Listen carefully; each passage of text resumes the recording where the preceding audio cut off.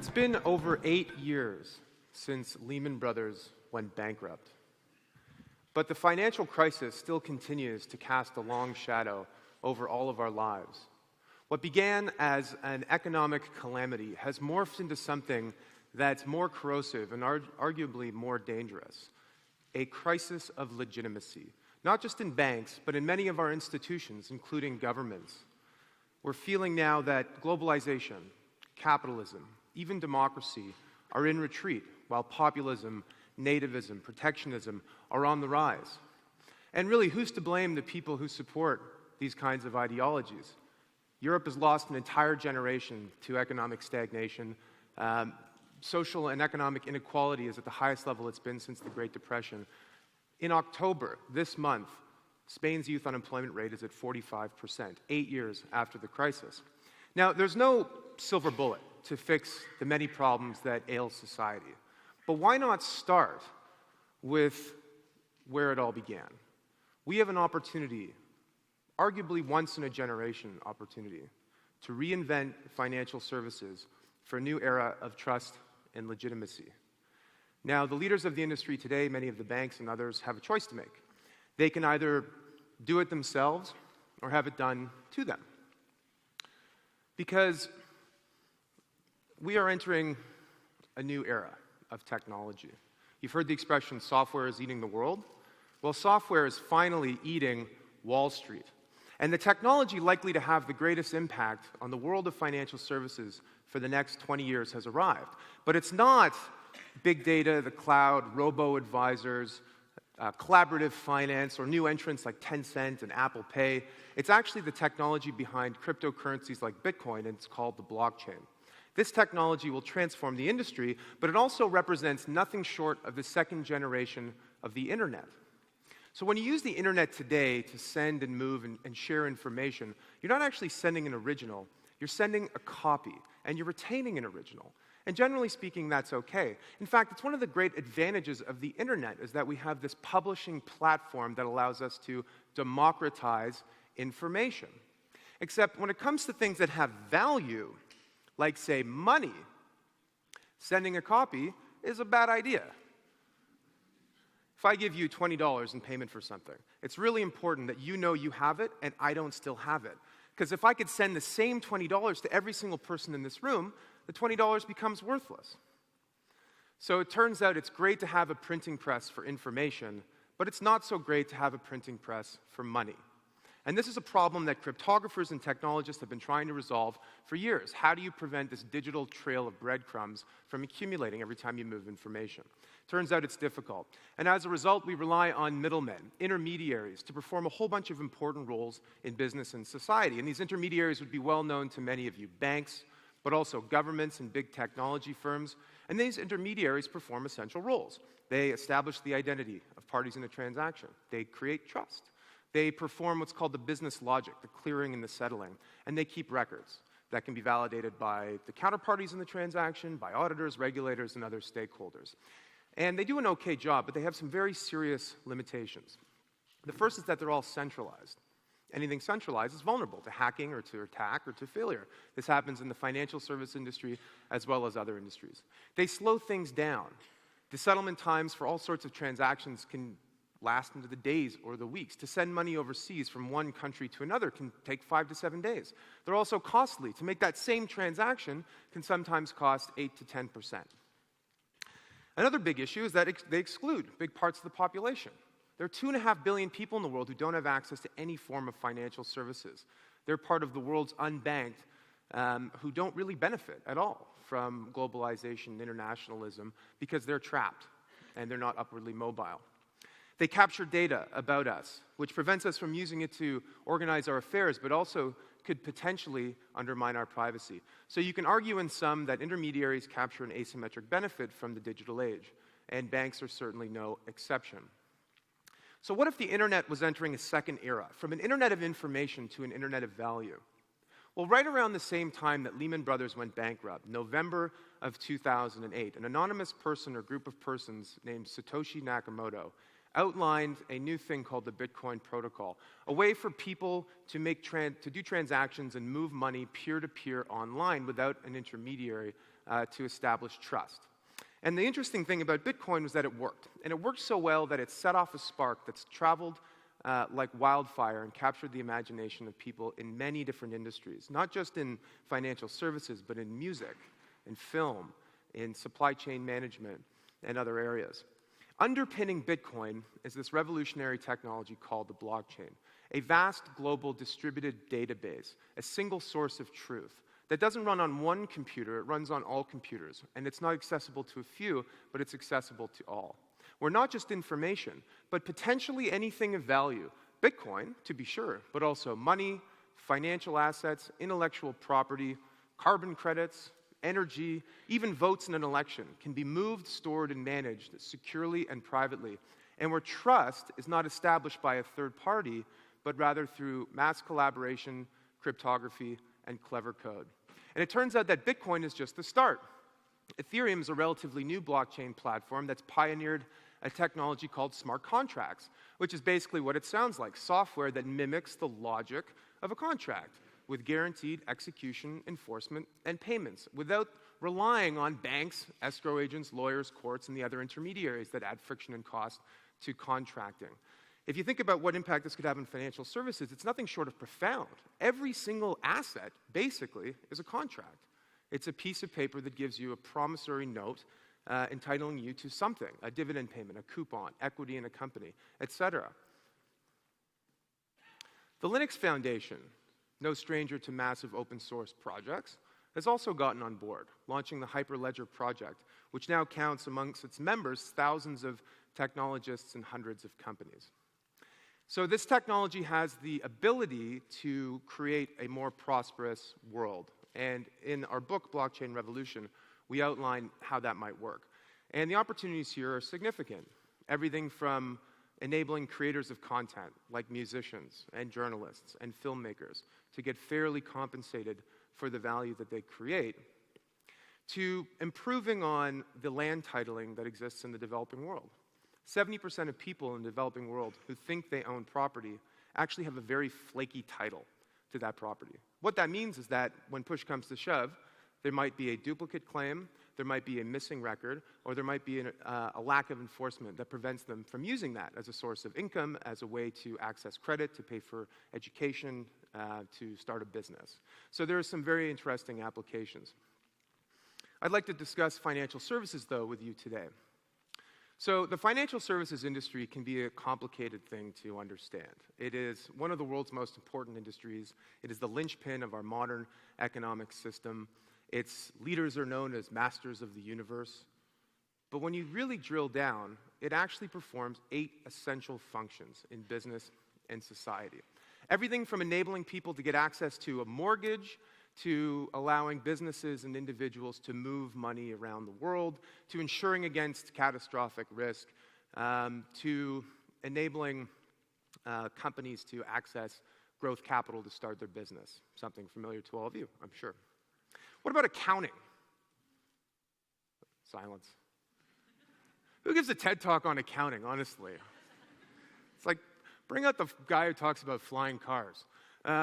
But there's a real opportunity here to fix accounting, because accounting's basically broken, and there are 4 big problems with it. The first one is that it assumes that managers will always do the right thing. Big mistake. Enron, Tyco, Toshiba, WorldCom, the financial crisis. This is a dangerous assumption to have when you're starting out. The second issue is human error.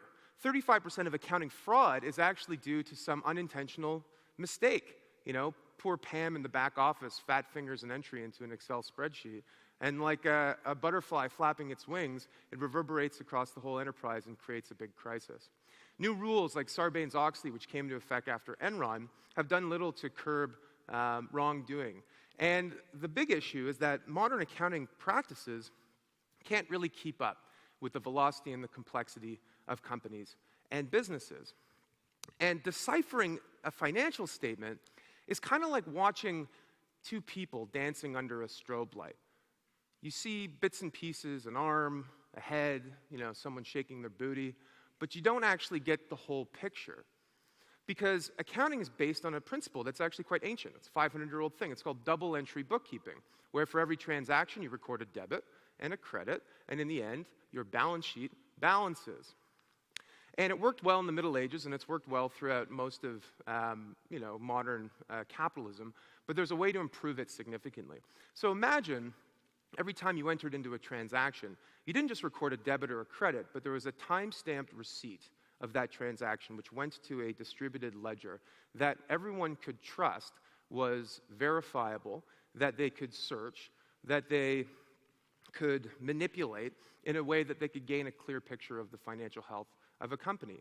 Financial statements would go from this thing we do with the cycles of the moon every quarter, where we get this sort of 2D facsimile of what's actually happening in a company, to something that's living and breathing and true. How about funding and investing?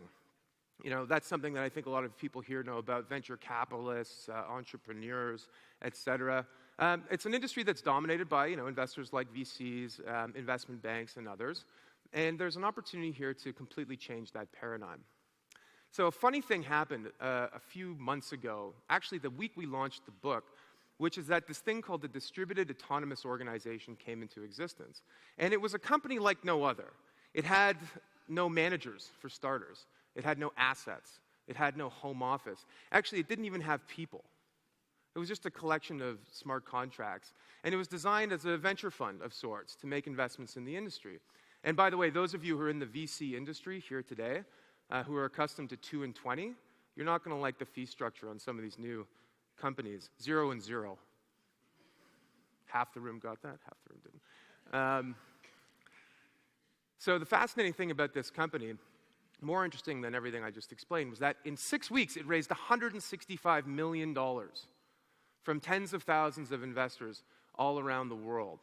So what does it mean when you're an entrepreneur and the cost of doing business can drop significantly, not least of which is the cost of capital, of raising money? But it turns out that we could be at the halcyon days of entrepreneurship here, where little companies could have all the capabilities of big companies without the legacy issues like bureaucracy and culture. The mood in Silicon Valley belies a more troubling statistic, which is that entrepreneurship and innovation, well, not innovation, entrepreneurship is actually declining. In the 1980s, 9% of people under the age of 30 had equity in a private company. Today, it's 3%. So this could help to jumpstart entrepreneurship in a meaningful way. And since barriers are lowering in industries, there's an opportunity for people, anybody, to challenge the banks in all of their core areas. The thing about financial crises is they can breed political crises of legitimacy. And I think we're facing that right now. People question whether or not politicians are actually acting in their best interest. And it's led to the rise of populists all over the developed world. Now, populism is seductive, but it rarely works.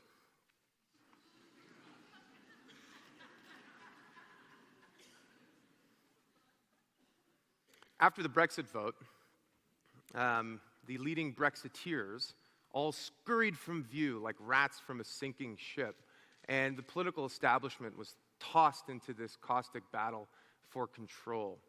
And oddly enough, one person emerged to provide leadership, and it was the governor of the Bank of England, Mark Carney, who in the weeks leading up to the referendum vote and in the weeks after made speeches and introduced papers from the Bank of England that basically argued for a radical rethinking of how economies ought to function, starting with financial services. And he focused on two things in particular: fintech, which is the umbrella term to describe how technology is impacting finance, and blockchain.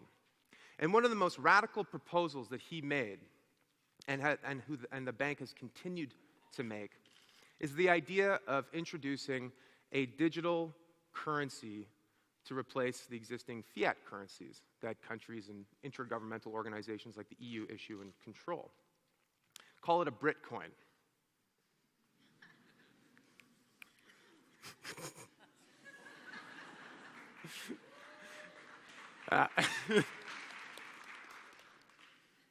That's my dad joke for the day. All right. The advantages of doing this are actually quite obvious. We have a financial messaging system. You go to Starbucks, you tap your card on the card reader, and you feel like there's a transaction happening peer-to-peer from you to the merchant. Or you buy a share and you see it show up in your brokerage account. But it's not actually a way to do transactions digitally. It's just a way to message that a transaction has happened. So if you had a native digital medium for money, you could actually transform a lot of things.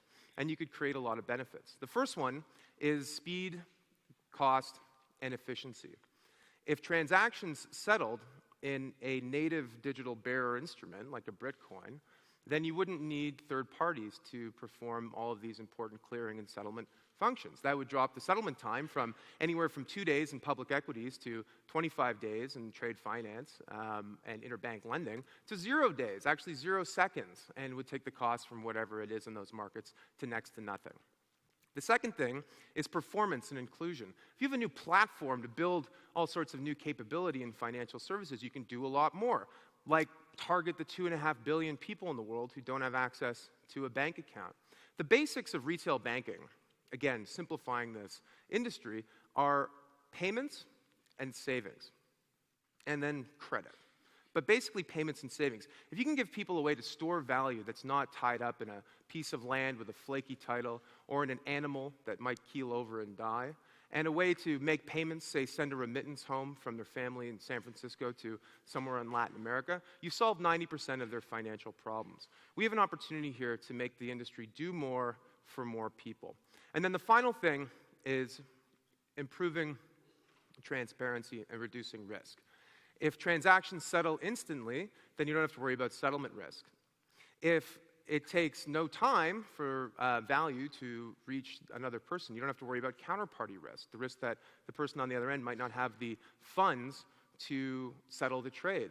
And in aggregate, all of these risks together reduces systemic risk, the risk that too much risk gets concentrated in one part of the system, and that can create problems overall. But ultimately, improving transparency will improve accountability and hold those in power accountable for their actions.